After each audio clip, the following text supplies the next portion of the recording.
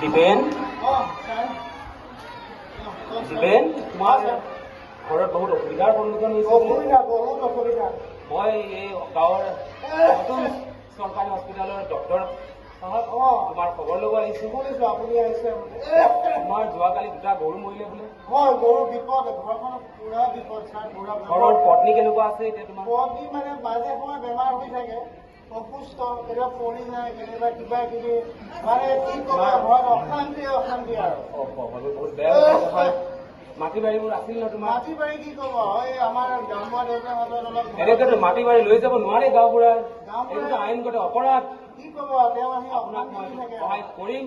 হয়, মই আজি যাব লাগে হস্পিটেলত, ভালকে চাব লাগে। ঠিক আছে, আপুনি মই আহিম। ঠিক আছে, ঠিক আছে, ঠিক আছে, হ'ব হ'ব, যাওক।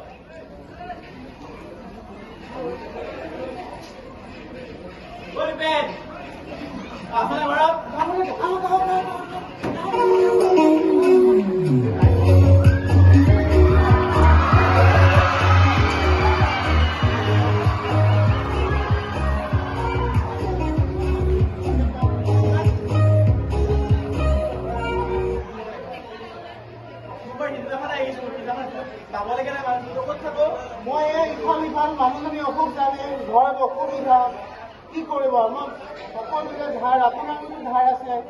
এনেকে নহ'ব নহয়, মই আজি আহিছো কালিতো পাবলৈকে নাই মানুহটো। নহয় শুনক দেউতা, দুদিনমান সময় দিয়ক, মই আপোনাক সময় সময় এইবিলাক নাই কয়, এনেকে নহ'ব। নাই নাই নাই নাই, গৰুজনী ঢুকালে, দুদিনমান সময় দিব নোৱাৰো।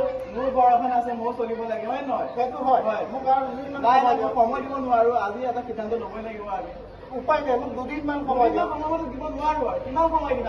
আজি এটা মানুহজনী জানে কিমান অসুস্থ, মানুহজনৰ কথা মই ভাবিম।